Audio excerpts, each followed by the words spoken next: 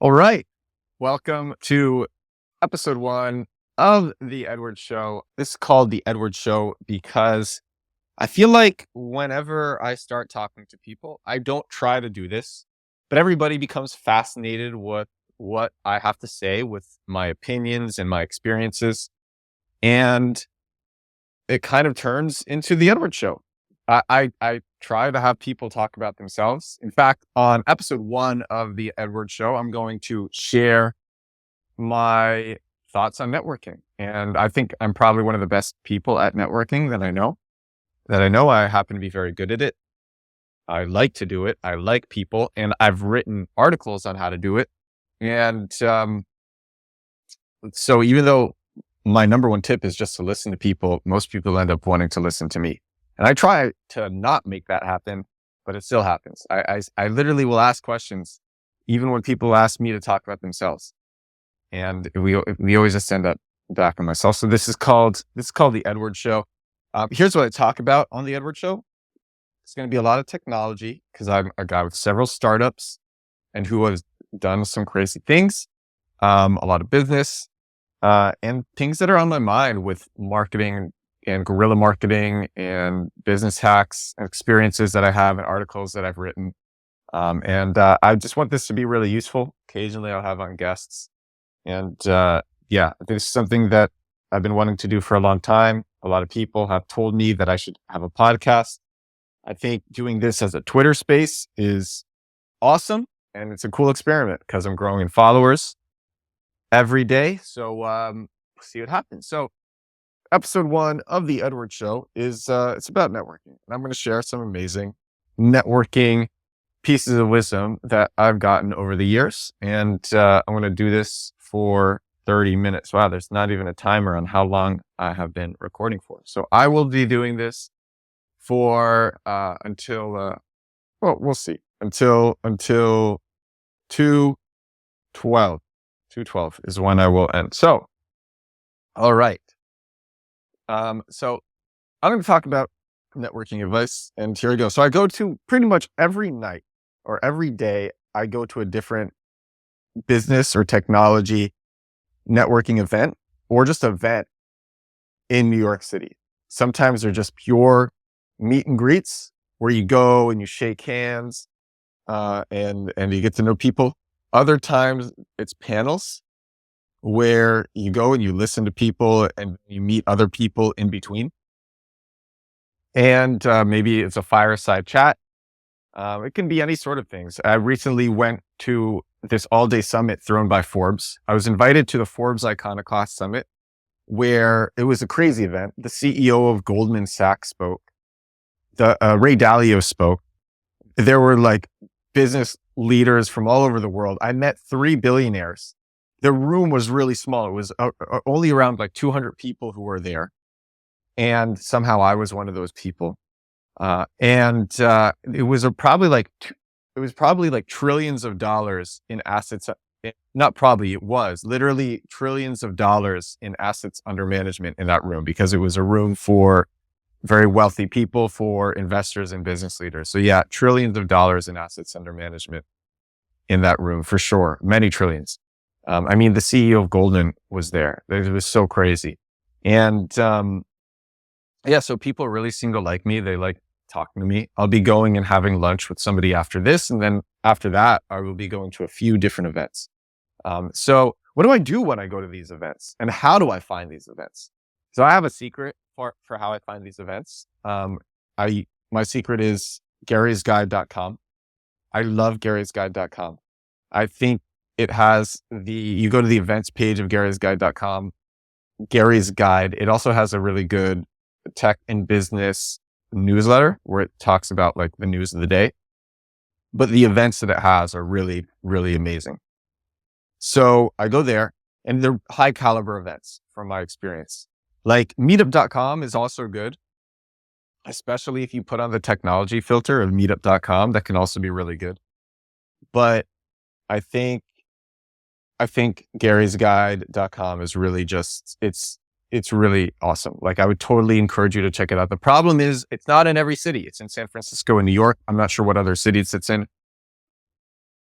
But I'll say this, If you can find one event, you can actually, whatever city I go to, I can kind of find events to go to, because I also have a networking hack. And whenever I'm in a new city, I go on LinkedIn because I travel a lot. In the last 4 years, I'm from the United States, but in the last 4 years, I'm from New York. In the last 4 years, I've spent 4 months in the United States. And the rest of those 4 years were abroad in different countries. And I have this trick that I do. Whenever I get to a new city, I go on LinkedIn and I see the first and second degree connections that I have, and I message them. And I'll have to get that script. And I'll say, hey, I'm in your city.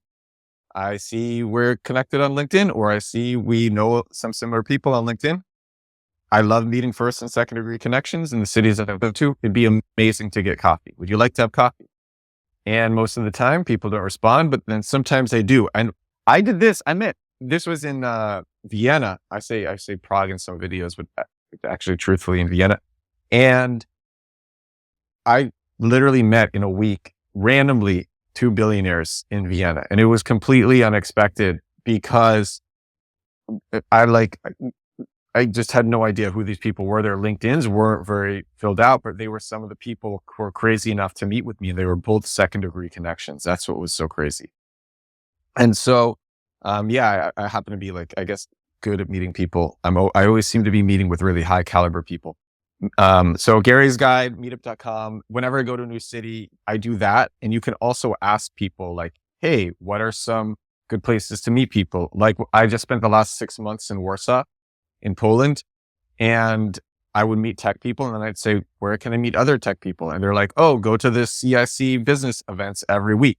And you go there, and then you can find other events to go to, and you just find more and more and more. And it kind of all leverages. Actually, my theory on business and marketing is everything should be leveraged. Every success should be leveraged into a bigger success. And I think that's in the same vein. So what do I do when I actually get to these events? First of all, my number one tip, number one is in order, it's probably not the best tip, but this is a good tip, is get to a networking event early. I'll be doing that later today. Why do you want to get to a networking event early? When you arrive early, people are bored. People are looking for people to talk to, and people are nervous. And if you can be that person who's just willing to break the ice, by the way, the ultimate icebreaker is just, hi, what's your name? People will be so happy that you broke the ice, and it's really easy to meet other people. Now, if you get there later, people are in groups. You have to come and interrupt conversations, and people it's frustrating. You don't like that. You don't like having your conversation interrupted by other people. But when you get there early, the groups haven't started. People are eager to meet other people. People are wandering around. And it's just, I would totally recommend, when you go to a networking space, get there early, and you're going to benefit so much. So, that's number one tip. I really wonder if this is recording. That'd be really funny if it wasn't recording, because it's I've been on other Twitter spaces, but this is the first one where I have been the host.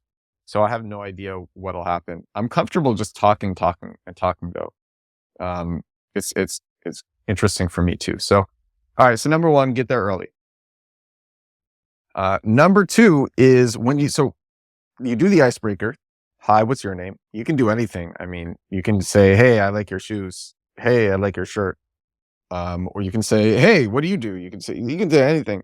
But once the other person talks, you just need to keep asking questions. And whatever you do, don't say what you do until the other person asks.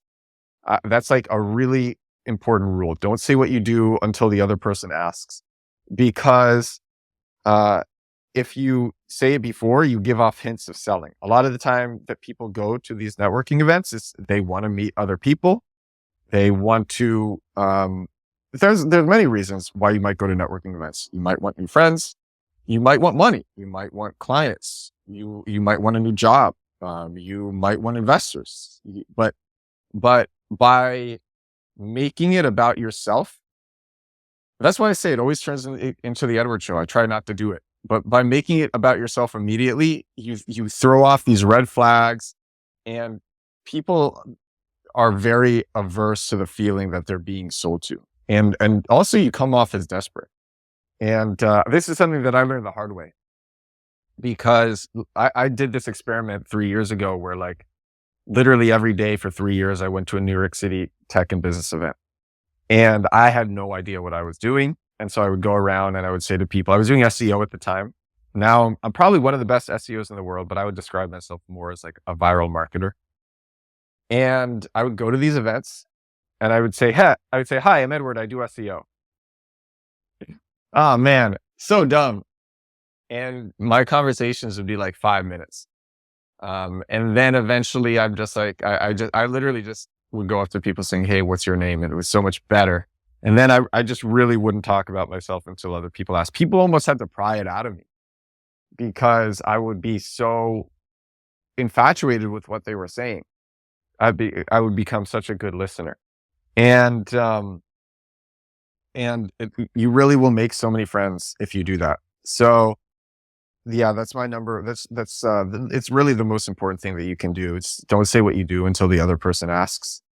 Uh, yeah, not talking about yourself unless prompted to it really decreases the probability of setting off red flags. And it also increases the likelihood that you're going to have like a relationship strengthening conversation, because at the end of the day, the best salespeople sell by relationships. That's something else that I've learned. Like enterprise salespeople, the people who are selling these huge contracts, those are relationship based. Those are not purely meritocracy based. And it's hard, honestly, for a system to be purely meritocratic when there's so many competitors in a space. You can't compare the features of every different product, or you can't you can only do due diligence for so many different things. And at the end of the day, you're going to go with who you trust. That's it. That's how it works. You're going to go with who you trust. And the more people talk to you, the more they will trust you. That's like such a crazy rule. The more people talk to you, the more they will trust you. And that's why I try to have people talk to me as much as they can. So yeah, just listen to what, here's how you do it. You listen and engage with what the person is saying. There's this idea that I was introduced to a while back of like a conversation tree. Every conversation is a tree, and you go down its branches and you just follow its different branches, and each branch opens up a new branch, opens up a new branch, opens up a new branch. And you listen and you ask questions, and you listen and you ask questions. And, people like being listened to, and people don't like not being listened to. So you got to listen to people and then ask questions. So that's a really good tip, because it will make conversations last a long time. And you might be thinking, but then I don't get to meet as many people because the conversations last so long. That's actually good. Something that you shouldn't do is you shouldn't bounce around talking to many different people. By the way, all of this, I wrote this all down on my site, edwardsturm.com. It's the first article. If you go to articles, this is the most recent, what I learned about networking, going to NYC tech and business events every night for 3 years. So, yeah, don't bounce around talking to many different people, because you might think, okay, but I want to do that so I can meet the most lucrative contact. I actually made this mistake. This is a mistake that I made. And something that I learned is everybody knows somebody who needs whatever you're selling or pitching. Everybody knows somebody. You could be a startup founder looking for investors. You could be a consultant doing, I don't know, anything. Everybody needs whatever you're selling. I'm going to try to get my friend Dominic, he's a mentor, on the podcast. Here, I'm going to say this. I'm saying I'm doing my own first Twitter Spaces now. Would you like to join? I'm live. Just come through your phone if you want to. It's an experiment. This is an experiment, by the way. Because in my first episode, I have no idea what will happen. Anyway, so I was inviting my friend Dominic. He's a mentor. It'd be cool if he was able to join. He has an agency, And he's really smart. He literally has an IQ higher than that of Albert Einstein. Like my friend Dominic's IQ is higher than Albert Einstein's IQ. Crazy. It'd be great if he could join. And if not on this one, then for another one, assuming at least like a few people listen, because I have no idea what will happen, but I'm having fun doing it. So, I think it's like it's a cool space to do it. It's interesting to do it live. I don't have to actually set up like the distribution and the Zoom. I don't know. It's just like easier. So anyway, okay. So yeah, don't bounce around talking to many different people. Everybody knows somebody, especially if you're networking in the right places. That's why I think it's important to find the right places to go to. Gary'sGuide.com will really help you with that. Meetup.com, if you use like technology filters, that can also be really good. But yeah, everybody knows somebody. And so you just want to create what's called, the more you talk with somebody, the more you're likely to create what's called top of mind awareness. If you don't know what top of mind awareness is, I'm going to explain it. So, okay. When you think of shoes, you think of Nike. When you think of fast food, you think of McDonald's. It used to be when you thought of podcasts, you thought of Joe Rogan. And that's why Joe Rogan was acquired by Spotify for like over $200 million. And this is called top of mind awareness. When you think of, when you think of motivational speaker, you think of Tony Robbins. That's another example. And top of mind awareness is basically created by I have an equation for it. So the equation is time plus vocality equals opportunity equals top of mind awareness, which equals opportunity, because top of mind awareness leads to opportunity. Because when you meet people and they come to think of you for a certain thing or things, then when they meet other people who need your thing or things, they refer you. And you get an amazing, crazy web of connections and referrals this way. But the only way to get that top of mind awareness is to talk to people for a long time. But if you try to just talk about yourself, you'll have top of mind awareness in the wrong way. As in like, oh, there's that guy I don't like. And F that guy. So you have to do it the right way, which is you listen to people, and that builds trust, because you want to build two things. You want to build both trust and top of mind awareness. And so you do that by, and honestly, without the trust, you can't really build top of mind awareness, because someone just won't keep talking to you if all you're doing is talking about yourself. So, yeah, you don't want to bounce around trying to meet the most lucrative contact in the room. Because honestly, the most lucrative contact in the room could be quite boring at first. When I met these billionaires last Monday at this Forbes event, the 3 billionaires, they were really chill.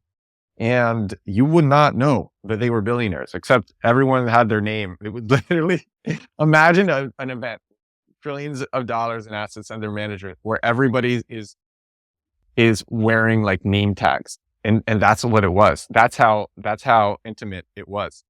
So it was crazy. And we could tell that these people were billionaires because we could look them up. And they could look me up, and I'm sure they did. And I hope they liked the stuff that they found. I mean, I got some of their contacts, so I'm clearly doing some things right. I think they trusted me enough. And that's because I try not to talk about myself. And, I think I'm okay at it. I go on a lot of podcasts doing it, but I really like asking other people about other people. And, I get energized from talking to other people. So, yeah, don't bounce around. Be okay with spending most of your time talking to like the first or second person you meet. So you basically get there early, and then like the first or second person you meet, you want to that's going to be your person for the night or for the day. And you want networking to be like long lasting. You want to just create the best connections. And honestly, it's easier than meeting a lot of people. Having like a one-on-one conversation with somebody is so much easier than having all these short conversations. I think the short conversations are exhausting, actually. And I love one-on-ones. I really like, oh yeah, cool. We got a guest. Let me bring this guy on. All right. Let me invite you, Gabri. All right. Invite to speak. I think you should have received an invitation. If I did it right, did you get the invitation? Text me on WhatsApp if you got. How do I bring you on? All speakers, listeners. Okay.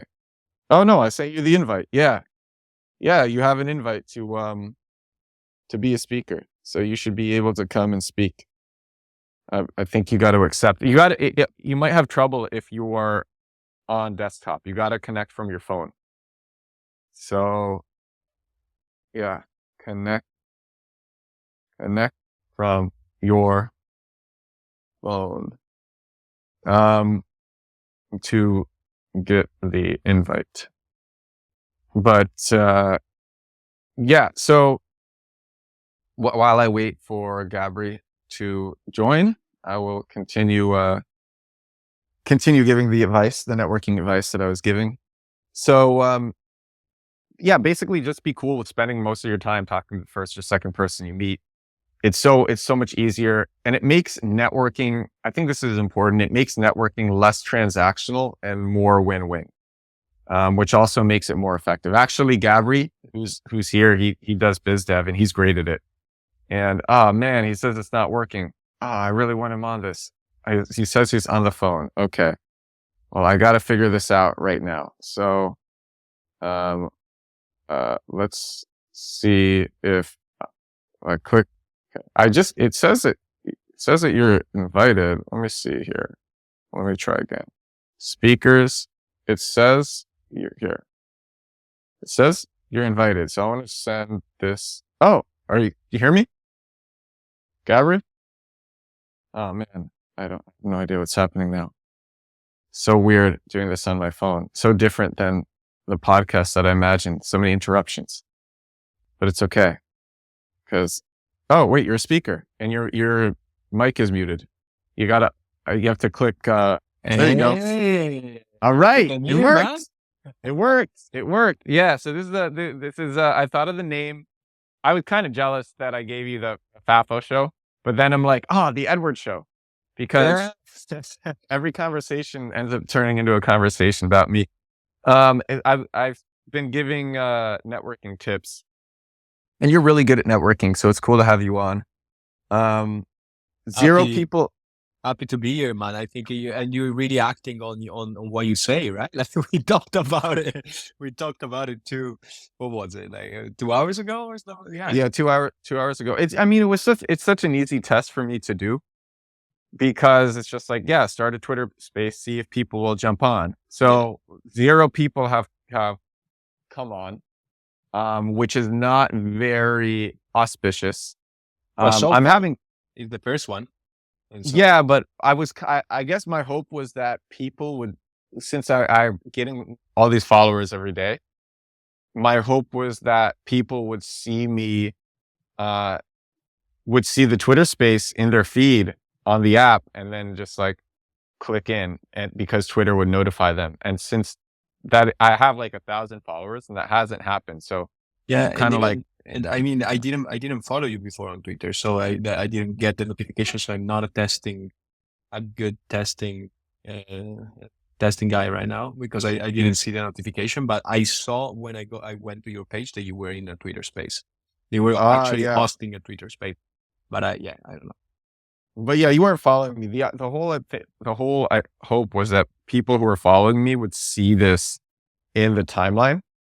And that hasn't really happened. I mean, maybe that's happened and no one came in, but either way, the engagement is lower than I thought. Now, will people listen to it after? I don't know, probably not. But are you recording? If you're recording, you can upload that as a podcast. So I think it still works. Oh no, it's recording. Yeah, so it'll be on Twitter. The recording will be on Twitter. But the whole hope was people would engage. Maybe people will listen and be like, "Oh, this is good," and share it. I don't know. Yeah. But I mean, it takes some time in order. But I think we gotta create a little bit of awareness before in order for people. Yeah, well, that's the hope is like, look, TikTok and IG. It's amazing because the algorithms just push you out. It's incredible because you put up a video, you don't have to do anything. You don't have to do any promotion. And then one of my videos from last night, it's up to like 130,000 views now. I think when we recorded, it was up to like, I think 20,000. That's good. And now it's up to, yeah. And I didn't do anything. I just made the video. So once you're exposed, the problem is once you're exposed to that level of like algorithmic promotion, you just want to keep getting it. Yeah, I know. And, but did you see what Elon said on the Twitter engagement?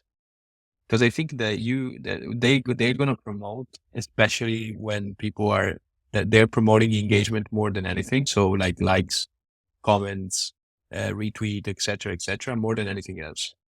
And this is that because I think he made a post and he made a thread a couple of months ago, and that was interesting because it means that you gotta stop people from when they're scrolling, and so some images and some videos are going to be the best way to engage on Twitter as well. Is there any way you can do like on LinkedIn, like on LinkedIn you can do LinkedIn Live, right? So and that is going to send a notification. Oh yeah. LinkedIn is great for that. Yeah, I could. Oh, that's hardcore. But LinkedIn scary. LinkedIn Live, you can do like video, and you can use some tools and to do like live videos. I did it a couple of times. Great engagement, great, because it sends a notification to all your followers or all your connections. That's so why not do that?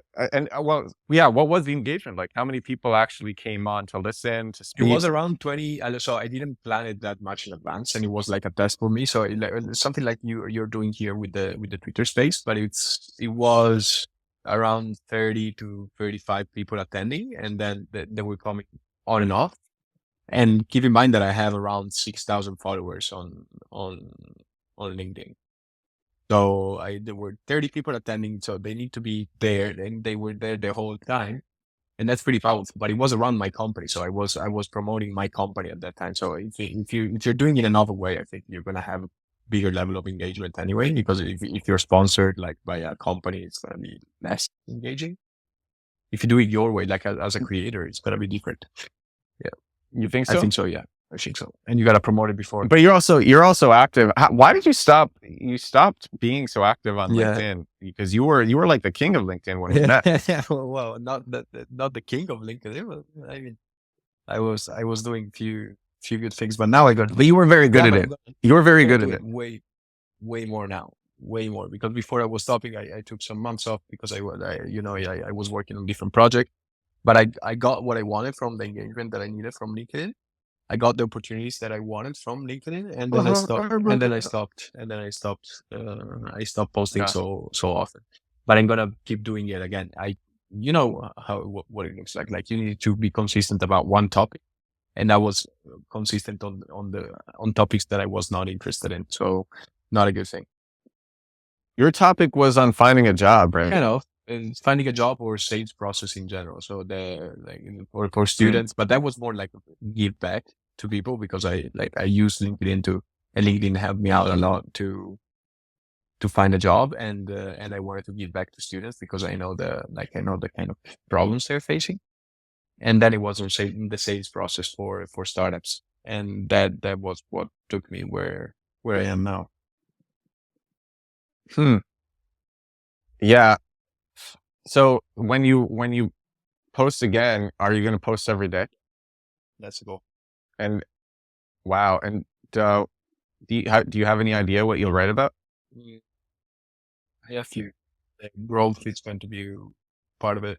And honestly, actually, I was curious. So for anybody listening to the recording of this podcast, this is Gabriele, and I went on his podcast earlier today, a few hours ago. That's not a conversation between us two today. I was the first speaker on his podcast. I came up with the name. It's called the FAFO podcast. It stands for Fuck Around and Find Out. Well, I thought about it. So I think it's going to be the FAFO project. It gives it a ring, you know? It's a good ring. The FAFO project. This sounds like a serious thing, and that it's not. Yeah. When you explain what FAFO means, that Well, it's serious. You have unserious Oh yeah, of people. course. I'm very serious, super serious. Exactly. But so how are you going to promote it? Are you going to use LinkedIn or Yeah, what? I'm planning on like I'm gonna upload the videos and audio. So I'm gonna upload the video on YouTube, put the audio on Spotify or the cross the various things that you can use like Anchor to promote in different like Apple Podcasts, Spotify, etc. etc. That doesn't automatically promote you in the same way that TikTok Yeah, does. exactly. So not and so I'm gonna put Spotify is gonna be just for audio only because I like the audio only format, just to have it there. But I'm not gonna promote that part. I'm gonna promote the clips that I'm gonna cut from the video on YouTube, and then promote it on like on TikTok, Instagram, and Twitter. The real way, that podcasts blow up. I actually think it's pretty simple. I think there's two ways that podcasts blow Go up. on, man. I think the two ways are, first of all, having a lot of great guests is important because you need podcasting to be quality. People I think are way less patient for podcasts than they are on other mediums because listeners have such an intimate relationship with the hosts. So really quality is so much more important with podcasts. So it's good that you had me on. That's true. Yeah. But you're saying I think recorded, so you're gonna push out the content a little bit. When I'm gonna give you some quality clips, you're gonna push it out on TikTok and all the.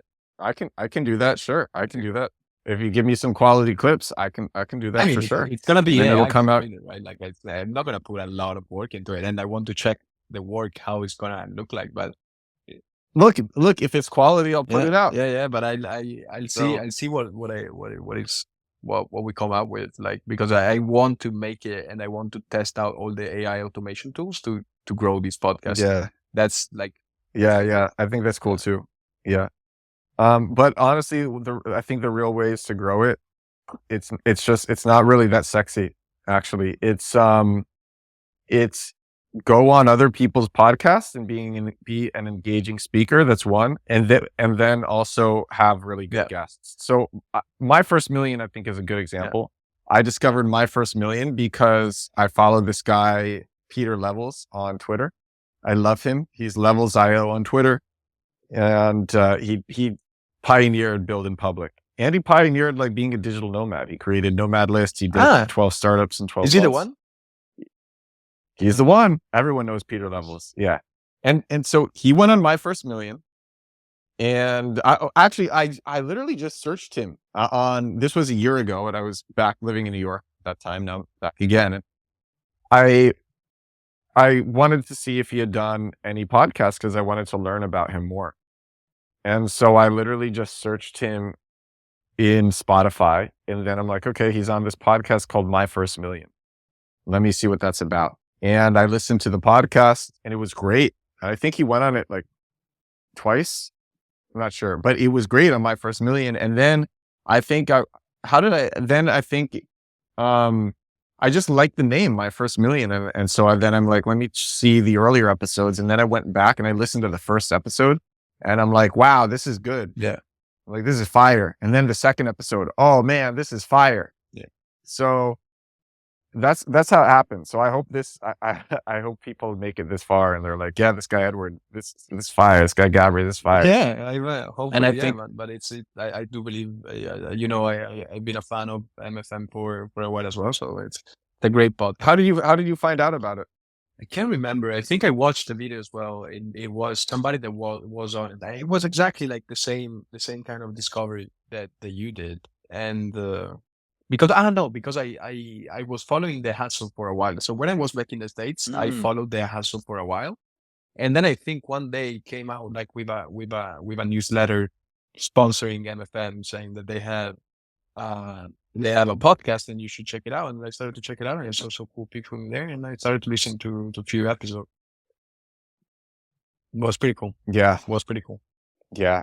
It's a GOAT. It's a GOAT podcast. If I can be as good as them, that'll make me really happy. Oh, yeah. But you need to have a fire co-host. And so we can do Twitter spaces on a daily to talk about nothing. The fatful Twitter space. And that'd be kind of cool to do a daily Twitter space. That's crazy. That's Yeah, crazy. but I see we need to see we need to find out how to boost engagement and have people on. I think the cool thing about Twitter Space is like that everybody can come on. So if it gets very big, it's gonna be difficult to manage because there are listeners, but and like the cool thing about it, I think, is they're like auditorium, right? Like everybody can come on and be a speaker, like you did with me. I was a listener, and Yeah. then you brought me up. Yeah. Yeah. I just don't want there to be a lot of empty spaces. And I want the people who come on to really be quality. My first million is that they're so focused on people who come on that have to be quality. So Gabriele, I before you came on, I was talking about networking. So here's what I'm going to do, because this show has gone on a bit longer than planned, which is fine. But here's what I'm going to do. I'm going to give the rest of my lists for networking, reiterate what I already said really shortly. And then, as I said to the listeners before you came on, this guy, Gabriele, does business development professionally, and he's also very good. So then I want to see if you have anything to add. Does that sound cool? Man. For sure. All right. So what I already said, go to networking events early, just because people are bored. It's easier to meet them. Don't say what you do until the other person you're talking to asks. So you don't want to give off any hints of selling. You want to have an engaging, relationship strengthening conversation to create top of mind awareness. And to do that, you just got to listen to the other person and engage with what they are saying. Don't bounce around talking to many different people. Everybody knows somebody, especially if you're networking in the right places. So you just want to, again, get that top of mind awareness and have those strong relationships. And in order to have the strong relationships, you need time. And that's why you shouldn't bounce around to so many different people. Be okay with spending most of your time talking to the first or second person you meet. Because that's it. Like you're not there to bounce around and meet as many people as possible. You are there to create one or two, but even two may be too many, really strong relationships. Create relationships instead of transactions. Remember, this is like, it's not transactional. It's relationship based. The best salespeople have the best relationships. That's how you sell the high ticket items. Then this is some of the other stuff that I didn't talk to, and this is more like niche. There's something that I like to do: introduce contacts to one another within the coming months after meeting them. So you try to reward the people who know you with somebody who will either provide them benefit or be of interest to you. This strengthens reciprocity probabilities, and it strengthens your relationships with people and keeps you top of mind. Don't try to directly meet check signers who need your services. Instead, try to meet people who will both give you referrals and be likely to work with people who need your services. I think that's actually easier. And it means you won't really have a hard time selling to people because you will be a referral. Referrals convert so much easier than just direct selling. So you learn who's likely to give you referrals and then go to the places where these people want to network. So here's some other small things. If you're at a network event in the evening, go to dinner afterwards with the person you spend most of your time with. A lot of people don't know this, but doing multiple activities with somebody really strengthens the connection. There's like no bigger thing that strengthens the connection. Go to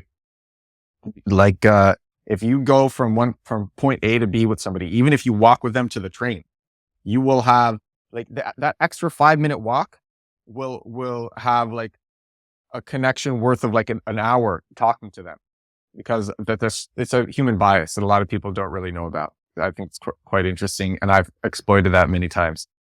I like to have at least 1/9 of the meals I eat out be with somebody else, preferably more. But like if you're eating out 3 times a day, which plenty of people do, at least 1/9 of those meals should be with somebody else. Yeah, those are all the big tips. So, do you have any pieces of advice? You're an expert networker.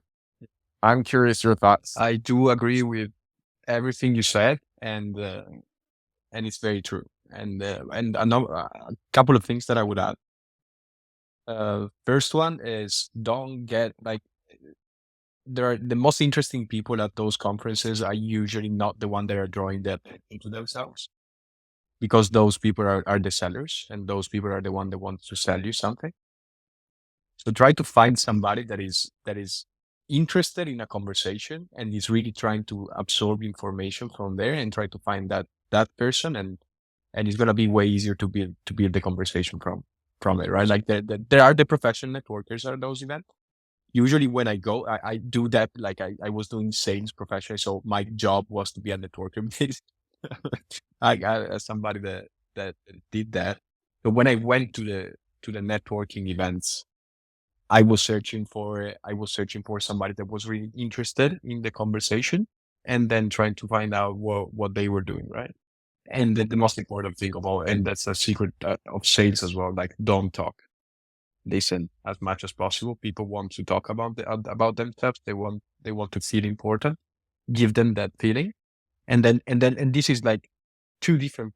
There are two benefits. One, they build that without you saying anything and without risking to say something that could offend them. You build trust with them because they are talking to you, so they spend more time with you. It's the same thing with basically with the podcast. The time they spend with you is, if it is quality time, it builds a relationship. And the second thing is that if you can you can actually understand if those people are real or not, because you let them talk, and then you understand if those people are worth connecting, or they're just there because of other things, right? Like it's a way for you to understand if those people are actually worth spending your time with. And so listening is the most important way of doing everything. And then eventually, like, this is a Tim Ferriss tip. This is your tip. You gave it to the newsletter as well. Eventually, you're going to ask you what you do.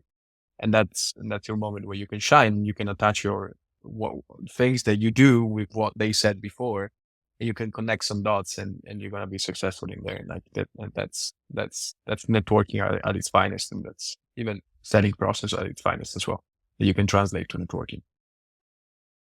Yeah.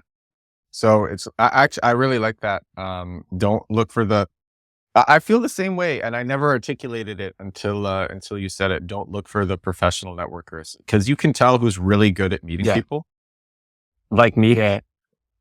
But like you said, it's like those quiet people might be the really interesting ones. They might be the people you want to meet. That's why I think it's just like, get there early and basically like become friends with the first person you talk to. Yeah, because that's true. And if you go to, and you said a very, very important thing as well, like do something else with them after that, right after it's possible, but not like I don't like to go to I mean, if it's the only way, yes, but I don't like to go to the dinners of the event, like those things that the organizer. No, not like that. But it's like, hey, want to get it? Yeah, exactly. That's what you should do, right? Like let's go and have a beer. Let's continue this conversation. Because when you if not, you're gonna be remembered. It's about positioning yourself. Like if not, you're gonna be remembered as the guy at the networking event. But at the moment you are connecting outside of that networking event, you're becoming a guy that I talked to that night. Yeah. And you're not the guy at the networking event anymore, and you're actually doing something else, and you're going to be attached to another memory. And if that dinner goes well, that's a potential client, a potential. You can meet a girlfriend in there, so I don't know. Depends. Dude, I've done it. I've done it. I've met both. Yeah, that's what I'm saying, right? There might be a lot of interesting people there. So you let them talk, and then you evaluate what those people are about. Here's the thing about networking. The only shortcut in networking is to not try to find shortcuts. Yeah, exactly. That's the reality, because like you can't do networking effectively if you're trying to save time. So what would saving time look like? Well, you get there, you hand out some business cards, tell people what you do. Tell a lot of people or maybe try to spend 5 to 10 minutes. Yeah, or maybe even like try to do something in the middle, and just go to the event, meet someone, and talk to them for like 30 minutes, and then bounce. And I guess you could do not really. honestly, you could do that, and maybe you can stay in touch over like WhatsApp or something, and have a call every once in a while. Yeah, but why But why I should you think, like why should the other person answer to you? What did you give to them? Just a business yeah, card? that's true. That's true as well. That's true as Yeah, well. That's true if as you know well. them, if they I know think you you, want to. that's fine. But if they don't know you, why should I answer? If somebody is coming with me and is coming to me and he gives me the business card and then disappeared, just tell me what he's I doing. think you're right. I think it really is. There's no shortcuts. So if you look, if you want to be effective, it's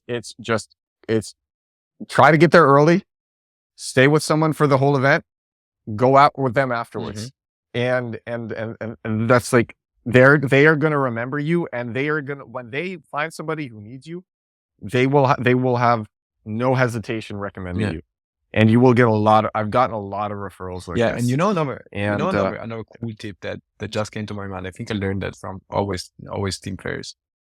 And that's very true. So I remember that I was going in New York City. There was one thing called Branch NYC.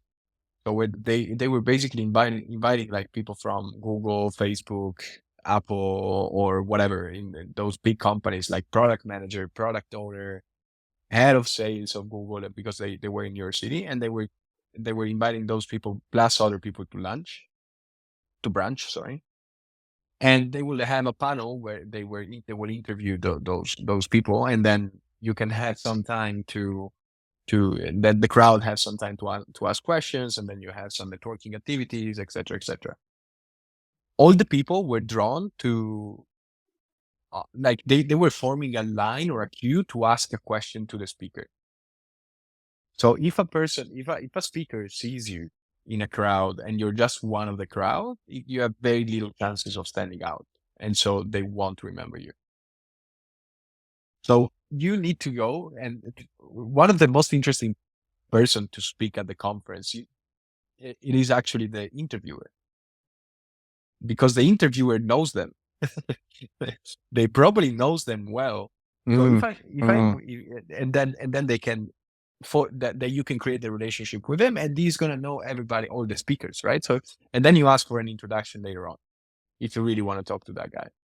so you're saying, oh, that's cool. Yeah. So you're saying, Don't meet the if you go to an speaker. event and there's a Yeah. panel, yeah, meet the interviewer and then yell. That's Yeah, fire. That's great advice. or somebody, That's or great somebody advice. else, right? Like or somebody else. Try. Yeah. That's great Don't be like advice, bro. That's don't great be advice. like a shark or a. Oh, dude, when I went to the Forbes Iconoclast Summit, I had like a nice little conversation with the interviewer. There you go. The guy literally invented the Forbes under 30 There you summit. go. That's how big this guy was. But actually, I guess a lot of people want to talk to him. But it was fucking. He remembered me. It was cool. Oh man, that's great advice. Wow. You see, Fire you advice. see, and that's a good. That's about not only the interviewer, like the people surrounding the speaker, right? Like in general, because you're never gonna get to the speaker anymore. And even if you do, they won't remember you as one of the crowd, and you don't never wanna be associated as one of the crowd. Hey, listen, Right. to this one, bro. I know that you're gonna like it a lot, because I just read it in a marketing book that I read called Web3 Marketing by Amanda Cassatt. It's a great book, by the way. Like it sounds sketchy, but it's a great book. And she said the marketing is about that the New York Times won't cover a zebra in the zoo, a story about a zebra in the zoo, but they will cover the story about the zebra in the Fifth Avenue, right? So it's all about and it's still a zebra. It is still a zebra. So you don't want to be the zebra in the zoo. You want to be the zebra in the Fifth Avenue. It's all about positioning yourself in a different way. Yeah. And that's how you're gonna go ahead and get ahead. That's cool. That's a cool thought. All right, let's end it with that. This was a nice pod. Dude, I'm so happy to have you on. We're gonna see if anyone listens to it. Bro. Yeah. Let's see. And we'll see if people listen to mine, listen to yours. I'm sure people will listen to yours. I'll share it to different. I'll share it to different channels, and I will share it internally within my company as well. So you're gonna have some good audience in there for sure. Wow. Yeah, bro. Yeah, this was fun. Yeah. This was all right. I'll have you on again soon. I'll be on yours again whenever you want to have me. Yeah, man. I mean, we have a lot of things to talk about. Like we just barely scratched it. Yeah, we did nothing. in there, and like we it's talked true. about nothing. We fucked around and found out. Exactly. Yeah, we fast forward at the back Yeah. level. We Fast fast forward forward. Super Saiyan. Yeah. Right? Super Saiyan. All right. Talk to you later. That's the pod. Ciao, bro. Bye.